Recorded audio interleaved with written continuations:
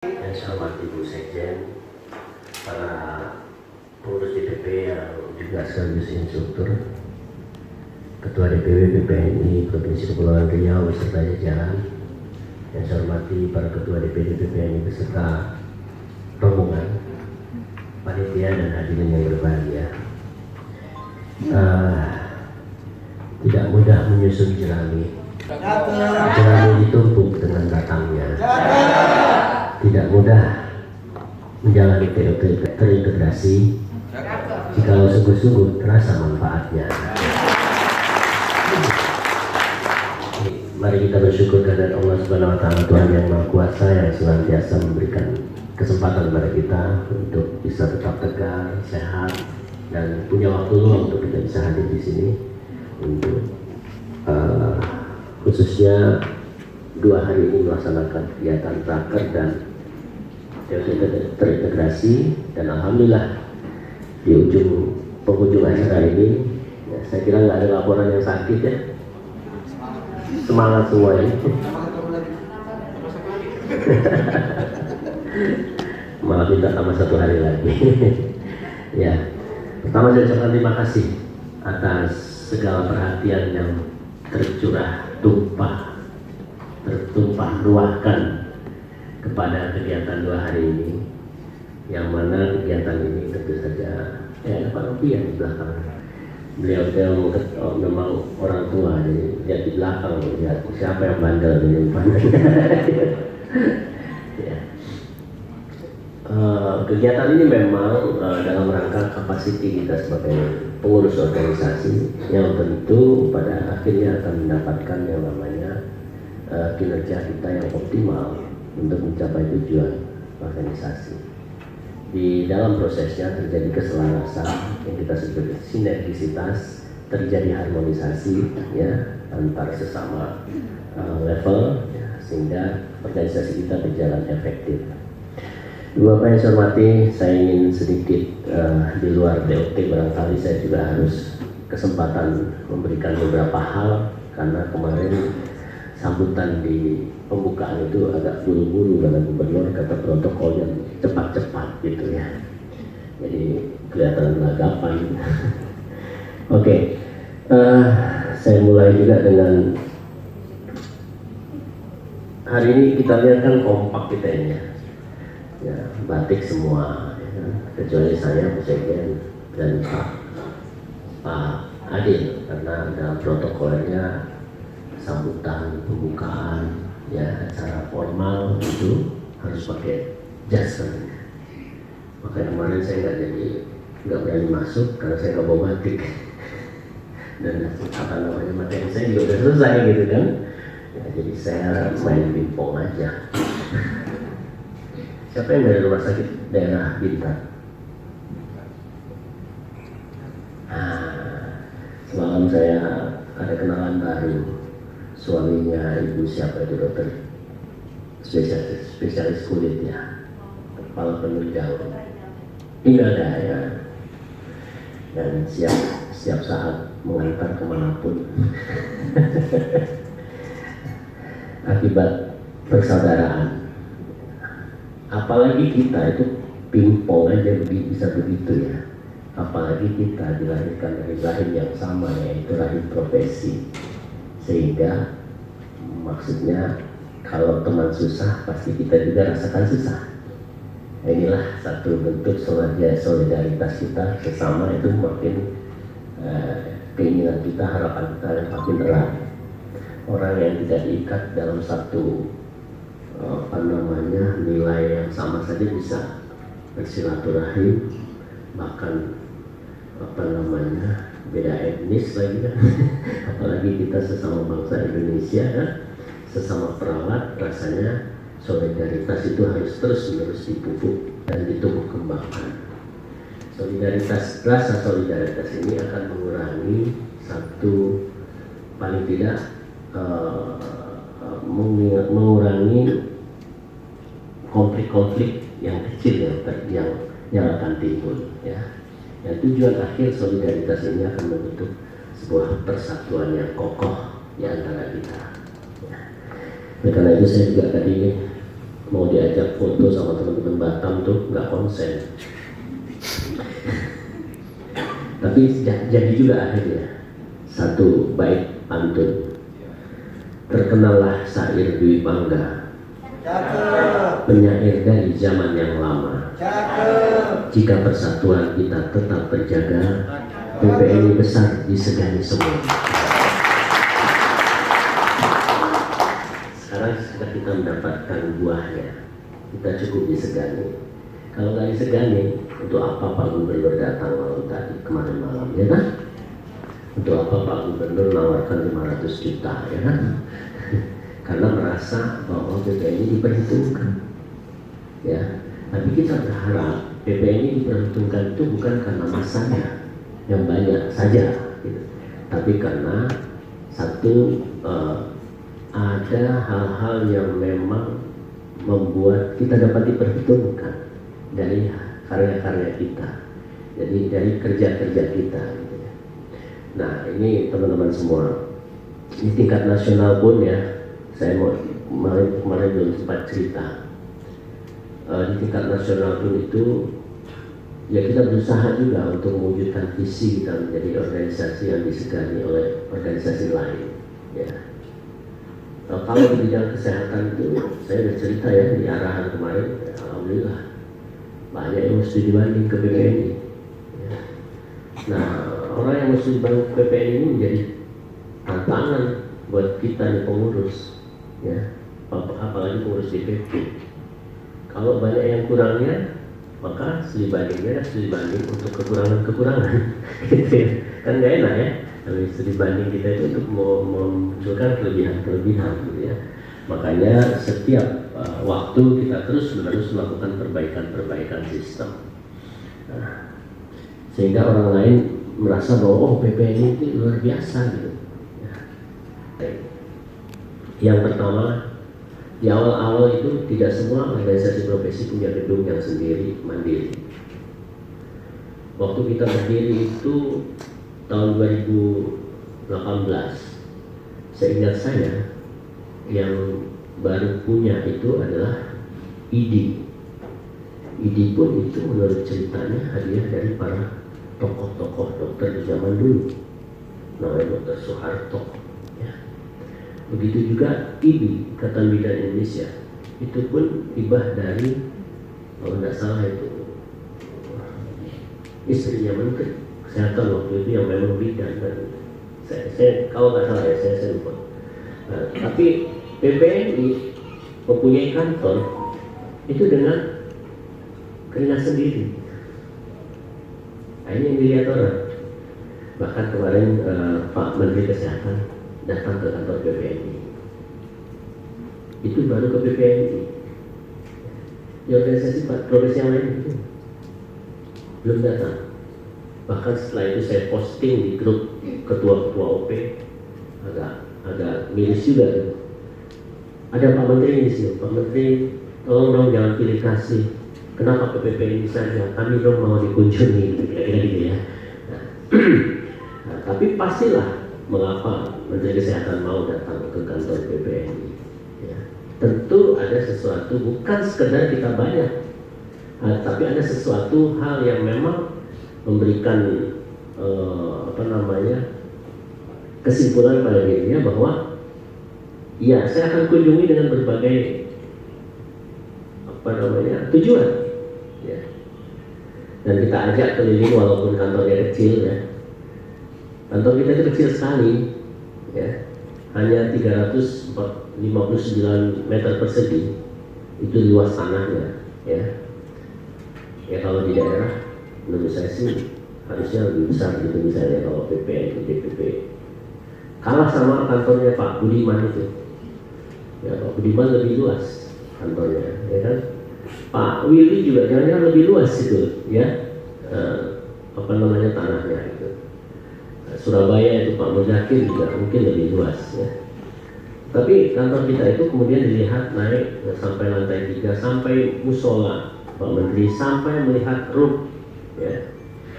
Wah, Arif, ini saya lihat kantor ini satu nilainya walaupun kecil, ini katanya dibangun dengan hati, ya.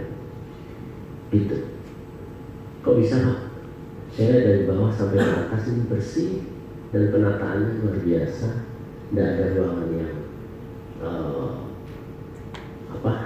idle gitu yang boros dan lain sebagainya, semua termanfaatkan. Ini bangunnya dengan hati, gitu katanya. Atau jangan-jangan karena memang saya mau datang. Oh enggak Pak, Bapak boleh cek kapan saja, boleh sidak kesini saya. Nah, artinya ada nilai ya.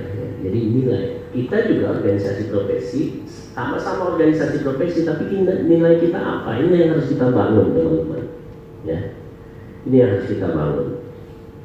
Menurut saya nilai kekompakan ini menjadi penting. Nilai kekompakan.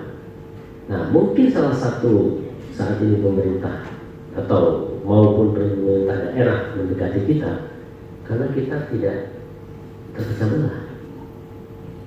Karena dilihat dari luar itu PPN itu satu, PPN itu padu banget gitu, ya, nggak pernah terdengar adanya konflik seperti di profesi-profesi yang lain. Ya. Tapi saya kira nggak cukup itu. Kenapa? Karena selain profesi dokter, profesi kesmas, yang lain-lain nggak ada dualisme. Tapi kenapa kita jadi perhatian? Mungkin kerja-kerja kita yang lain. Ya. Yang kedua, menurut saya nilai yang kedua yang harus kita kembangkan adalah bagaimana nilai melayani sebagai pengurus organisasi ini penting. Nah, saya mau cerita. Kalau kita bicara soal kesejahteraan, ya, memang kalau dilihat dari undang-undang, nggak ada kewajiban BPN itu memperjuangkan kesejahteraan. Nggak ada. Karena kesejahteraan itu di dunia umumnya dia diacu yang memperjuangkan kesejahteraan itu adalah serikat pekerja. Jadi kalau serikat pekerja itu jargonnya welfare, kesejahteraan. Kalau organisasi profesi jargonnya apa? Profesionalisme. Yang kita perjuangkan adalah profesionalisme. Tapi karena anggota-anggota kita ini juga boleh dikatakan masih di bawah kesejahteraannya, maka ada kewajiban kita untuk memperjuangkan gitu ya. Makanya kita di samping memperjuangkan profesionalisme juga kesejahteraan. Maka tahun ini insya Allah saya usulkan kepada teman-teman panitia HUT nanti, kalau boleh tema kita gaungkan yang namanya menggapai profesionalisme dengan menggapai kesejahteraan dengan profesionalisme, ya kan? Ada ini. Nah, saat aspek kesejahteraan ini saya mau cerita bahwa kesejahteraan itu ada intrinsik dan ekstrinsik.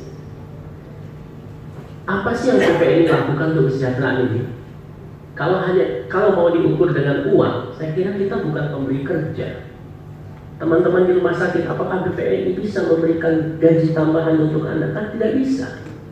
Yang kita bisa lakukan advokasi, lobby gitu. Ya. Nah, tetapi kan kita sering mendengar dari anggota kita bahwa apa BPN ini kita ini, saya masuk BPN ini nggak ada apa-apa gitu kan, nggak pernah dapat apa-apa dari BPN ini. Nah, saya dalam kesempatan ini mau sampaikan bahwa kesejahteraan itu bukan hanya sekedar tambahan benefit uang yang didapatkan, tapi ada kesejahteraan intrinsik. Satu misalnya, saya ambil contoh yang kita perjuangkan ya, bagaimana di ASN ada jabatan fungsional. Itu kalau saya mau cerita perjuangan Japung itu, sejak beberapa ketua umum itu sudah diperjuangkan. Tapi dalam periode saya, kita tahu strateginya harus berbeda.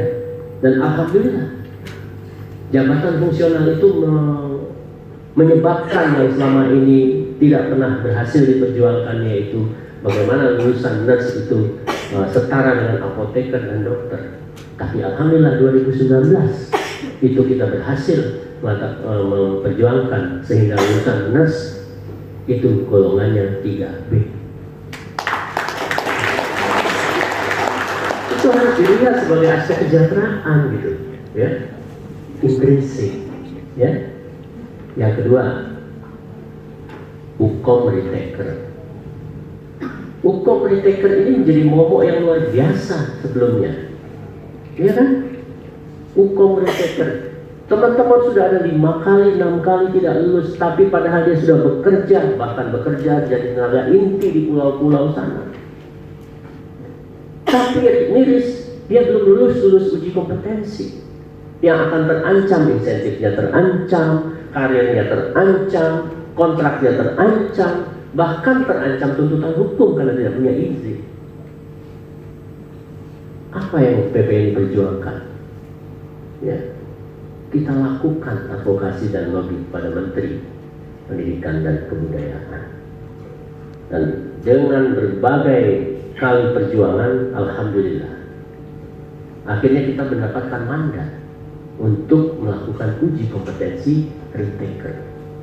Dengan syarat waktu itu, 1 katanya, uji yang kamu lakukan harus sesuai kaidah-kaidah uji kompetensi. 2, uji kompetensi bukan sekedar memberikan seperti hadiah kepada mereka. Yang ketiga, harus membayar, tidak boleh lebih dari pembayaran UKOP nasional. 3 syarat itu. Maka kita lakukan. Yang pertama kita lakukan model uji di bawah Pak Rohman, tetap sistemnya alhamdulillah berjalan dengan lancar, dan kita buat sistemnya itu orang bisa ujian melalui belajar. Dan ini kami sampaikan kepada pemerintah sebelum itu boleh dilaksanakan. Kami sampaikan begini, dengan perdebatan yang luar biasa, alhamdulillah akhirnya setuju. Dan setuju kita lakukan, dan hari ini jumlahnya kurang lebih sudah 40.000 perawat yang tadinya tidak lulus uji kompetensi, alhamdulillah sekarang sudah lulus semua. 40.000 teman-teman. Ya, jadi ini sampaikan juga pada anggota, maksud saya. Jangan berpikir hanya sebagai kesejahteraan itu tambahan uang. Kalau dilihat lulus hukum tersebut dengan mekanisme PPNI, kalau tidak diberikan itu, apa jalan keluarnya? Sampai hari ini belum ada. Bahkan teman-teman mungkin tidak akan pernah dapat STR karena tidak lulus hukum gitu. Nah, ini maksud saya, kita sebagai pengurus ini tantangan kita teman-teman, apalagi DPD ya. DPD ini kan langsung ke anggota, DPK anggota. Ini juga harus kita sosialisasikan kepada anggota sehingga anggota kita makin cinta. Disinilah nilainya. Ya. Hal lain kesejahteraan, ambil contoh. Bagaimana kemudahan mengurus STR beberapa tahun ini dengan dulu-dulu? Mudah kan? Lebih mudah. Kenapa? Kata PPNI yang bantu. Saya kasih tahu teman-teman. Waktu MTKI, bahkan sampai hari ini sudah ada konsil keperawatan pun, PPNI bantu sekitar 12 atau berapa orang Pak Roman? Sekarang 10 orang. 10 orang untuk menjadi apa? Verifikator, yang seharusnya itu tugas negara, tugas Kementerian Kesehatan. Tapi PPNI bantu 10 orang untuk verifikasi semua data-data permohonan yang masuk, dan kami gaji mereka 10 orang. Bukan negara yang gaji. Supaya apa? Supaya cepat SR itu terbit. Kenapa? Karena kalau diverifikasi oleh KTKI saja, mereka stafnya nggak ada. Pada akhirnya setiap minggu itu ribuan permohonan STR untuk perawat, 2.000 kalau nggak salah. Makanya kita punya target setiap minggu 2.000 permohonan STR sudah harus diverifikasi. Oleh siapa? Oleh staf atau tenaga PPNI yang kita perbantukan kepada negara. Ini aspek kesejahteraan, teman-teman. Ya, jadi saya lihat beberapa Facebook, ya, media sosial itu seolah melihat kesejahteraan itu soal gaji. Padahal ini lebih nilainya dari gaji. Nah, ini tolong diberitakan yang baik-baik ini kepada anggota gitu, ya. Jadi ini yang kurang dari kita ini, bagaimana memasarkan kerja-kerja kita, ya. Tapi kalau di medsos itu senangnya orang yang sensitif beritanya daripada yang bagus-bagus begini, ya, ya. Nah, itu saya kira teman-teman ya. Belum lagi Ada protes lagi di media sosial nih yang memicu kita untuk juga mengusahakan. Memangnya PPN ini milik PNS saja, ASN saja. Kami dong yang di swasta. Nah, gitu kan. Makanya kita sekarang berusaha bagaimana ada pengaturan yang bagus penggajian di sektor swasta. Kita juga dekati bagaimana jaminan sosialnya, ya, untuk bisa diberikan. Bahkan sudah 2 tahun ini kita melakukan survei tentang ada nggak perawat yang terhambat atau tidak dibayar THR-nya. Benar ya? Kita kan sudah survei. Nah, hasil survei itu, teman-teman, kami serahkan ke mana? Kementerian Tenaga Kerja. Apa yang terjadi, Pak? Bapak Ibu? Sebelum Pak Menteri datang ke PPNI, kami sudah menghadap Ibu Dirjen Tenaga Kesehatan, Bu Sekjen ya, benar ya? Nah, menurut stafnya Bu Dirjen itu, sebenarnya Bu Dirjen itu agak jengah dengan PPNI. Kenapa? Karena dia banyak dihubungi wartawan, dia banyak dihubungi oleh Kementerian Tenaga Kerja. Mengapa banyak tenaga kesehatan atau justru perawat yang tidak mendapatkan THR? Jadi yang kita lakukan itu berdampak sebenarnya, berdampak pada bagaimana paling tidak menggugah para pemberi kebijakan ini untuk bisa berpikir bahwa apa yang seharusnya dilakukan, gitu loh. Nah, itu juga aspek kesejahteraan, teman-teman. Ya, jadi saya ingin hal ini menjadi penting karena ini menjadi Pak Adil, menjadi isu yang sentris di dalam profesi ini soal kesejahteraan. Ya, maka kita harus beritahukan bahwa kalau kita mau nambah uang, dari mana kita menambah uang? Mau kita kasih uang rumah sakit untuk supaya perawat dikasih tambahan gaji? Kan nggak bisa. Benar sih ya? Kiki sebagaimanapun dia sebagai pengusaha, nggak mungkin dia mau ngasih rumah sakit ini buat tambahan anggota-anggotaku di Batam. Nggak mungkin begitu. Tapi yang bisa dilakukan kan advokasi. Ya. Nah, itulah. Ya, jadi kasih tahu sama anggota. Ya, kalau hanya persoalan berapa yang bisa diterima, ya itu sebenarnya adalah persoalan sistemnya. Ya. Yang nggak bisa juga kita langsung ikut campur di situ. Nah, tapi kesejahteraan non material atau intrinsik ini perlu juga kita sampaikan. Ya, yang berikutnya, apa susah sekarang dapat SKP? Ini makanya Menteri dan Dirjen mau berkunjung itu karena dianggap kita punya nilai. Kenapa? Oh, PPN nggak pernah ada persoalan dengan SKP. Ya kan? Bahkan pada masa pandemi, ingat teman-teman ya, setiap hari kita lakukan webinar Senin sampai Jumat. Kita berikan SKP free, 3 SKP setiap orang yang ikut seminar tersebut. Maukah dia di Zoom atau di YouTube? Tak ada profesi lain yang begitu. Ya, sementara orang pandemi masih cari-cari SKP, kita berikan gratis. Ini bukan aspek kesejahteraan, teman-teman. Tolong sampaikan ini pada anggota supaya mereka juga bisa semakin mencintai PPN ini. Ya. Dan nggak ada loh, tanya istri saya bidan, akhirnya dia berhenti hari ini mau praktek, nggak mau perpanjang STR lagi. Kenapa? Ngurus SKP-nya susah. Apa ada perawat sampai seperti itu, Pak? Nggak ada. Kalaupun ada yang nakal 1-2 lah itu, ya kan? Nanti kita tindak. Tapi rasanya secara umum untuk PPN ini tidak ada masalah. Ini yang memberikan nilai kepada kita, ya. Ya, jadi menurut saya teman-teman semua, yuk kita lestarikan nilai melayani anggota ini agar kita dicintai anggota. Itu semua berawal dari visi kita. Oleh karena itu, saya berharap tidak ada visi lain. Visi itu cuma satu.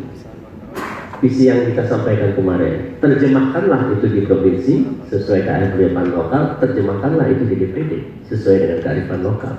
Tapi tidak boleh ada visi yang berbeda kita, ya. Nah, ini sudah menunjukkan buktinya kita, ya.